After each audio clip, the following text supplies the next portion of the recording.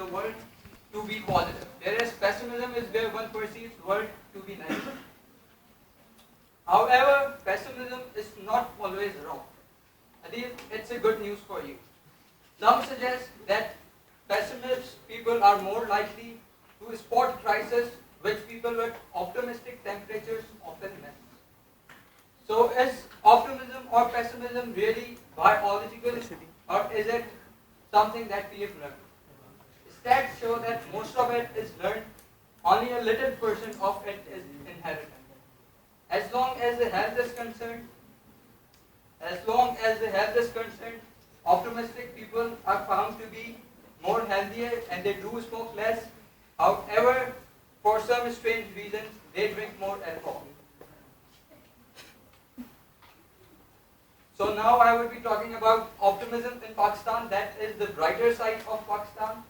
To start with, I've included tourist attractions in Pakistan, mainly because I'm against violence and therefore against military power. So we have 6 cultural sites categorized as UNESCO World Heritage Site, and there are others in the list that have to come. We have sites that celebrate the independence of Pakistan. We have sites like Minar-e-Pakistan in Lahore, Monument of Pakistan in Islamabad, and the Mausoleum of Quaid-e-Azam in Karachi.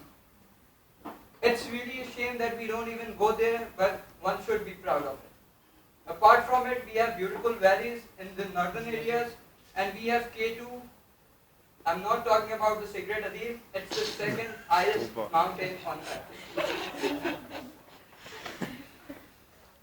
During my presentation, I found a lot of pictures that I thought would be liked by you. However, due to lack of time, I could include only a few of them. This is Mohenjo-daro of the Indus Valley civilization, which is one of the oldest civilizations of Pakistan.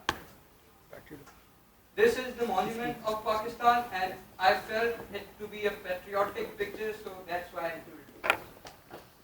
This is K2, the second highest mountain on earth, and it is in the Karakoram range. This is the Kalam Swat Valley, and is a clear indication of how naturally beautiful Pakistan is. Not only in tourist terms, we are also economically powerful. We are the 47th largest economy in the world in nominal terms and 27th in terms of purchasing power parity. In 2005, IMF named Pakistan top performer in its region and 10th worldwide.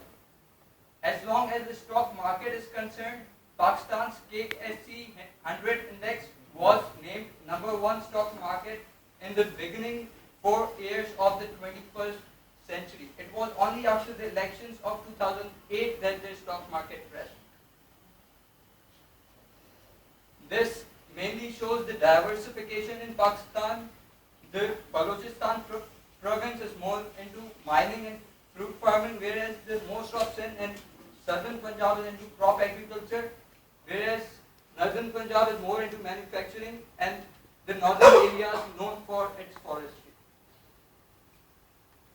These are the 5 things I absolutely love about Pakistan. The rest of it was all Wikipedia, and I just searched through it. But something that I really love is these 5 things. The army of Pakistan is one of the best things we ever had. And it's not just about the number. Yeah, we are the 5th largest army of the world, but still it's more about the integrity of the army. We have the largest number of NGOs working in Pakistan, like Shaukat Khanam, SIUT, and many more. I love cricket, and it is the most popular game in Pakistan. No matter how bad the players play, the next day they are on the pitch, we do cheer for them. Music has always played an important part. People like Nusrat Fateh Ali Khan have made us proud in the past, but still people like Rahat Fateh Ali Khan, Ali Zafar, and Atif Aslam are making us proud. Last but not the least, people of Pakistan are the real resources of Pakistan, and I think they have the ability to do much more what they are doing right now. As I already said, seeing pessimism is not always wrong, so we should also look at the darker side of Pakistan. Corruption is literally eating Pakistan. As Abdul Ghaffar Bhatti already mentioned, we are ranked 143rd third with a score of 2.3 out of 10. Corruption, the rest was also explained by Abdul Ghaffar Bhatti. I would just like to give you the stats. The corruption in courts is about 69%. In education, it is about 24%. In healthcare, it's about 42%. In law enforcement agencies, it's about 61%. In public utilities, it is about 96%. And in taxation, it is about 99%. I would like to end my presentation here. Hataf Shah, the further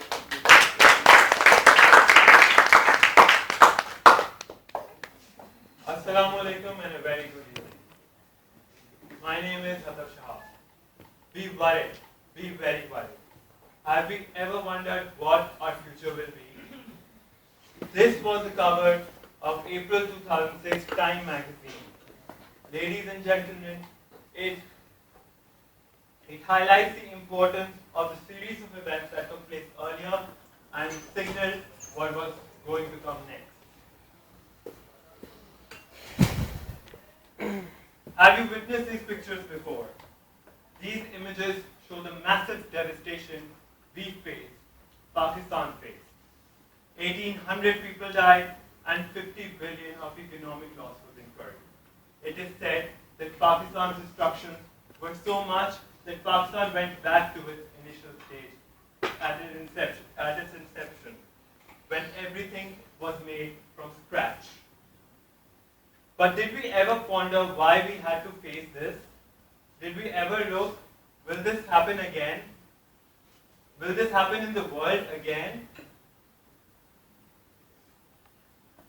In 2005, America faced Hurricane Katrina, which practically obliterated New Orleans.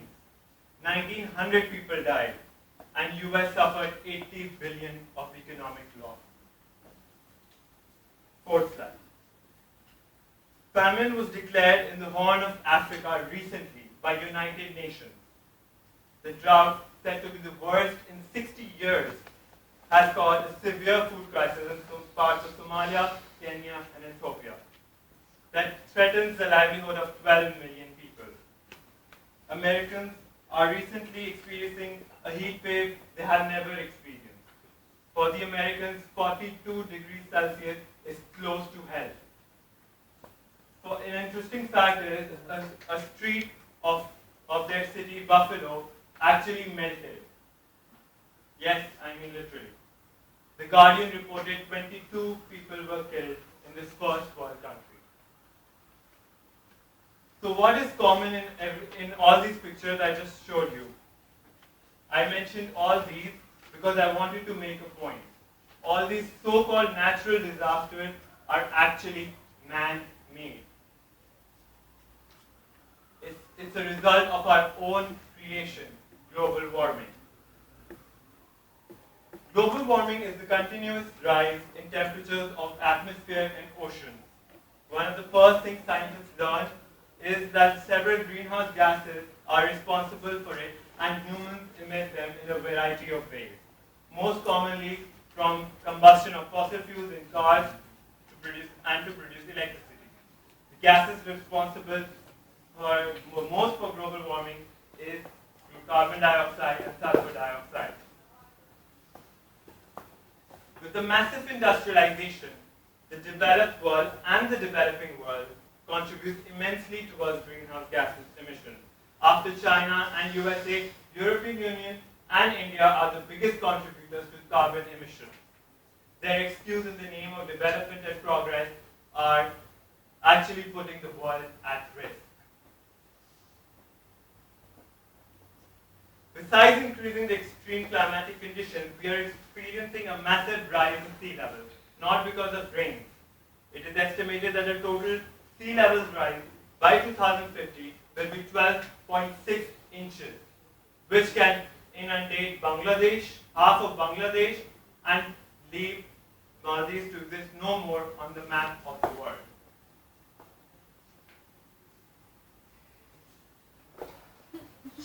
Please don't expect any decrease in global warming, because this is the attitude the superpowers actually show to us, to the world.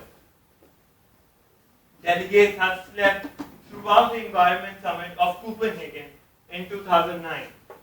The conference was again held hostage by the superpowers who refused to shut down their industrial polluting industries because their economy was at stake. Similar thing had happened to the infamous Kyoto Protocol aimed to fight global warming, which USA refused to sign. There are some things that are happening well to reduce global warming, but I don't think they're apart to lower the temperature, world temperature. They're just doing it because this thing will electricity will be cheaper that way, not because of the world. In the end, I would like to conclude that we have to decide today. There is no other chance.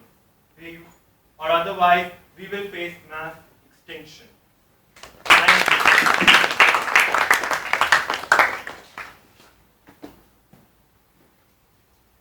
Assalamualaikum and hello everyone. My name is Mahek Zahid and I'm going to talk about the controversial